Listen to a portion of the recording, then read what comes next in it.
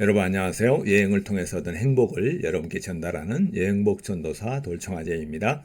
오늘은 2022년 11월 26일 토요일입니다. 네, 요즘 우리나라가 아주 후끈 달아올라 있는데요. 그 이유는 카타르 월드컵이 지금 시작이 돼서 엊그저께 우리나라가 우승 후보로 꼽히는 우루과이와 0대 0으로 비겨서 지금 16강의 희망이 지금 잔뜩 솟아있는 그런 상황입니다. 특히 뭐 손흥민 선수 등 그다음에 김민재 선수 등 여러 훌륭한 선수들이 지금 조국을 위해서 열심히 뛰고 있습니다. 2002년도 저희들 4강까지 올라갔던 서울 월드컵을 생각하면서 모든 국민이 지금 응원을 하고 있는 그러한 뜨거운 시간에 여러분을 만나게 됐습니다. 네, 하여튼 여러분 계속해서 응원하기를 바라겠고요. 오늘 제가 준비한 내용은요. 유럽 아드리아의 일주여행 에피소드 네 번째. 드디어 플리트비체 국립공원의 플랜 B를 발동했습니다. 이 플리트비체 국립공원을 지난번에 소개해드린 것처럼 갑자기 그 당시의 폭우로 인해서 우리가 플리트비체 국립공원의 상당 부분을 구경하지 못했거든요. 그 지역이 무너져가지고 그러다 보니까 저희들이 생각하고 있던 이틀 정도의 일정에서 한 반나절이 남아버리는 거예요. 그래서 이제 제가 항상 이런 자유여행을 갈 때마다 플랜 B를 이렇게 준비해가지고 가는데요. 그것이 바로 스트루바키 부크 폭포라는 것입니다. 이 부크라는 곳이 크로아티아 말로 이제 폭포, 엄청난 그 물이 흐르는 곳을 얘기하는데 그게 우나마메아 공원이라는 곳에 있는 곳이거든요. 자, 이곳에서 제가 만나는 특별한 인연, 그 다음에 엄청난 어떤 그 자연 폭포에 대한 얘기를 지금부터 해드릴까 합니다. 네, 앞서서 말씀드렸지만 플리트비체 국립공원에서 우리가 공원 일부만 구경하다 보니까 반나절이 일정이 남아버렸어요. 그래서 플랜 B를 드디어 발동을 했는데요.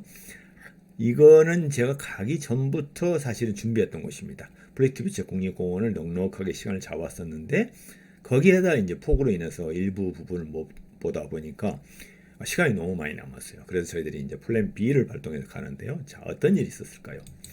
우리는 이제 그 오전 한나절 구경을 하고 오후까지 이렇게 구경하기로 했었는데 시간이 남아서 브레이트비제 국립공원 입구 원에 있는 곳이 이제 라스토케 방향이 북쪽이거든요. 그 위에 올라가서 유명하다는 이제 그 레스토랑을 찾아갔습니다. 그래서 그 레스토랑 이름이 바로 데제냐라는 그런 레스토랑이었는데요. 아주 이곳에는 뭐 여러 가지 뭐 마실 술도 팔고 파스타, 피자 이런 걸 파는데 아주 멋진 그 크로아티아의 레스토랑을 저희가 찾아갔던 곳이에요. 사람도 많이 있었고요. 거기에서 저희들이 먹었던 요리가 이제 그 송어 요리였는데요, 메인으로. 뭐 프리트비체 국립공원 이 지역이 뭐 호수도 많이 발달되고 강도 뭐 수량이 많아서 아주 송어 요리가 유명합니다. 그래서 그 송어 요리와 함께 뭐 파스타, 그다음에 디저트로 이제 뭐 샐러드라든가 간식으로, 그다음에 차, 이게 이제 그 고유의 차를 먹고 그랬는데 정말 맛있었어요. 그래서 여러분들이 만약에 플리트비체 국립공원을 간다면 이곳에 레스토랑 한번 찾아갈 만하지 않을까 하는 생각을 해서 제가 이제 여기 올려봅니다. 그래서 이제 밥을 먹고 저희는 다시 이제 숙소로 복귀를 했는데요. 저희들이 갔던 숙소는 공원 입구 1쪽이 아니라 공원 입구 1쪽은 이제 북쪽인데 이게 이제 지난 시간에 소개해드렸던 벨리키슬라프 대폭포가 있는 곳이죠. 이 지역에서 이제 쭉 구경을 하고 다시 공원 입구 2를 통해서 숙소가 있는 예제레체 남쪽에 있거든요.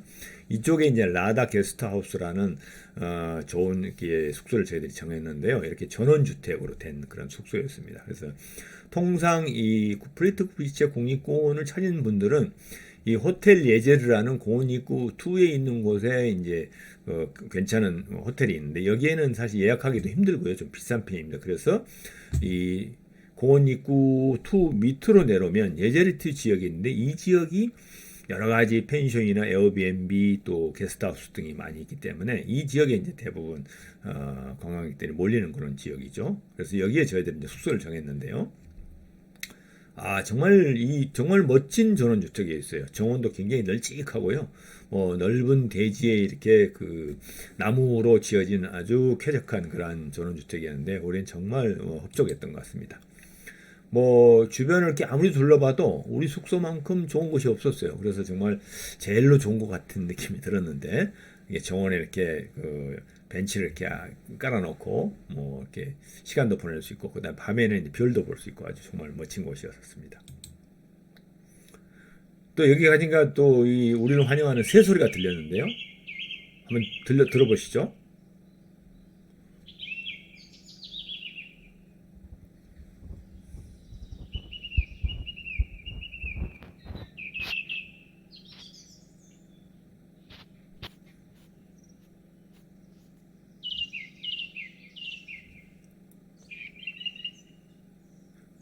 뭐 다 전달됐나 모르겠습니다. 하여튼 굉장히 아주 명쾌하고 청명한 새소리를 들었고 저희들이 굉장히 기분이 좋았던 그런 기억이 나네요. 그래서 저희는 이제 플리트비치 국립공원 남쪽에 있는 이 예제리트 지역에 있는 마을 탐방길에 올랐습니다. 여기는 전부 이런 식으로 전원주택이 돼 있고 이곳들은 대개 이제 숙소 아니면은 대개 레스토랑 이렇게 하고요. 또 현지인들이 기거하는 곳도 있는데 정말 아름다운 그런 도시였습니다. 그 지역에는 보니까 그 교회, 그다음에 식당, 뭐 마트 등 뭐 다양한 이제 주거 시설들이 완비되어 있는데요. 저희들도 거기에서 이제 뭐 먹거리 좀 사고 여러 가지 또 그 마을을 이렇게 돌아다니면서 아주 멋진 구경을 했던 것 같습니다.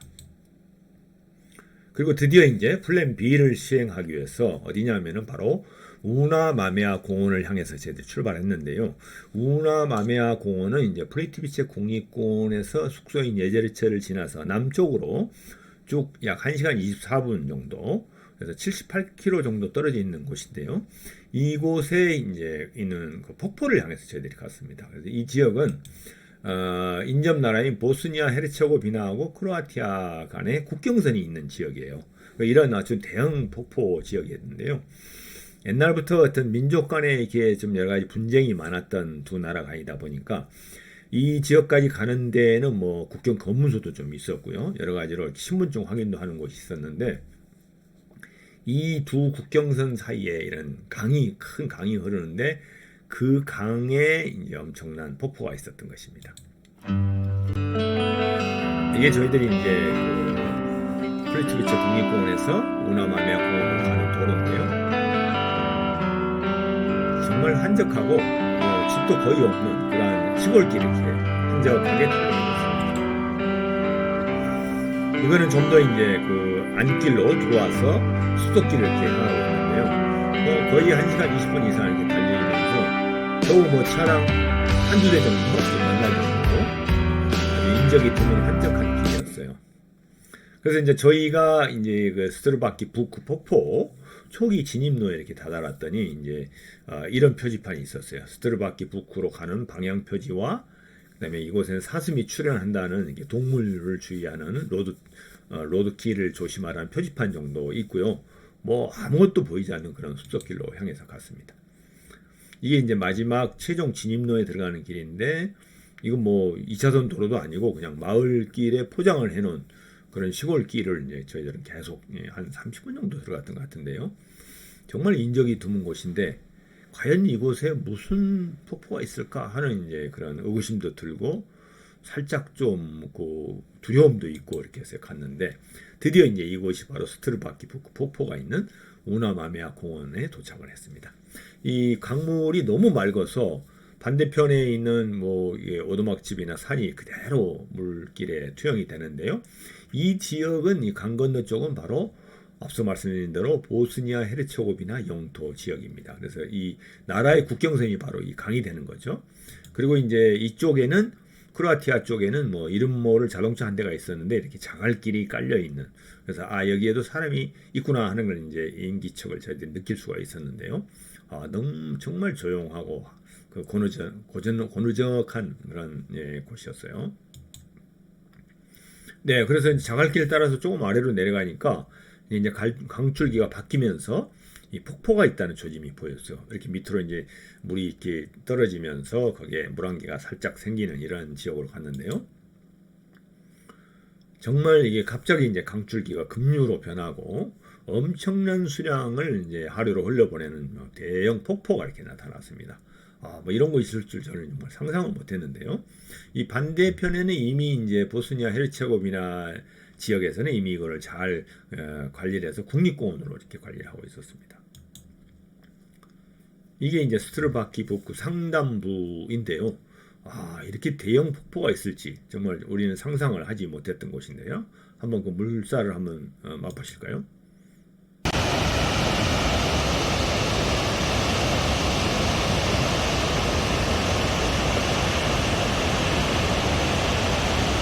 반대편의 폭포 하단으로 이렇게 길이 잘 나 있고 거기에 이렇게 오르막길도 있고 잘 관리가 되는 것 같아요. 이쪽에는 크로아티아 쪽에는 아무 시설이 없고 그냥 폭포만 잘 있었던 그런 곳이었어요.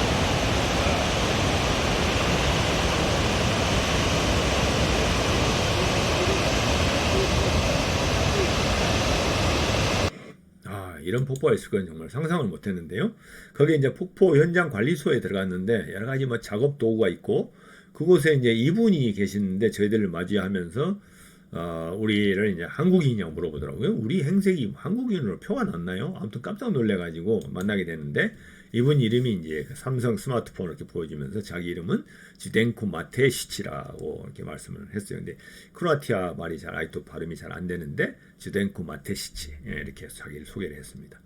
그러고 나서 이제 이분은 자기가 폭포 관리소장 역할을 하면서 일을 하고 있다면서 하단부로 가면은 더 엄청난 규모의 폭포가 있다면서 우리를 안내했습니다. 그런데 이렇게 이제 철길이 옛날 이렇게 아마 돼 있던 것 같아요. 철길을 따라서 쭉 내려가고 또 밑으로 폭포 밑으로 내려갔다 올라갔다 하면서 참 어려운 이제 발길을 통해서 하단부로 내려가 봤는데요. 자, 이런 모습이었습니다. 이게 이제 하단부의 모습인데요. 뭐 3단, 4단 폭포로 해서 계속 폭포가 이제 계속되고 있는 그런 모습이었습니다. 자, 한번 볼까요? 뭐 열심히 설명을 하는데 영어가 같기도 하고 아니기도 하고 영어를 잘 소통이 안 됐어요. 아무튼 이 지역을 자기가 어떻게든 개발해서 정말 명소를 만들겠다 이런 얘기를 계속 얘기해요. 근데 폭포 자체가 정말 엄청난 정말 잘하고 있어요.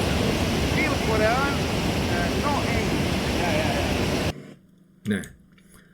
이렇게 해서 이제 자기는 이 폭포를 반드시 세계적인 명소로 개발하겠다면서 한국 사람들에게 제발 홍보를 좀 해달라고 부탁을 했습니다. 그래서 저희들을 뭐 이렇게 친절하게 열정적으로 맞이해 주신 것도 고맙지만 한국에 대한 어떤 인상을 좋게 가지고 있었고 그걸 홍보를 부탁하는 그런 말씀을 하셨습니다. 가면서 계속 이제 이 지역을 이렇게 설명을 하면서 전체적으로 이 지역을 개발해서 건물도 짓고 이렇게 하겠다 하는 이제 설명을 열심히 저한테 했었습니다. 그 열정이 정말 대단하더라고요. 근데 정말 잘 개발만 하면 정말 멋진 곳일 것 같은 생각이 들었어요.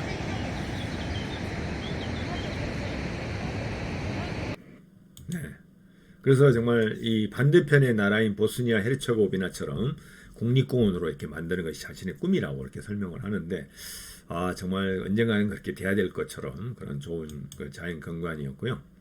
그래서 그는 이제 친구와 함께 그곳에 이제 친구가 놀러 왔다고 그러는데 우리에게 즉석 와인 파티를 열어주면서 페이스북을 자기가 또 한다고 그래서 페이스북 친구가 되었습니다. 그래서 정말 뜻하지 않게 귀인을 만나고 정말 특별한 인연을 맺게 돼서 아주 반가웠던 그런 시간이었습니다.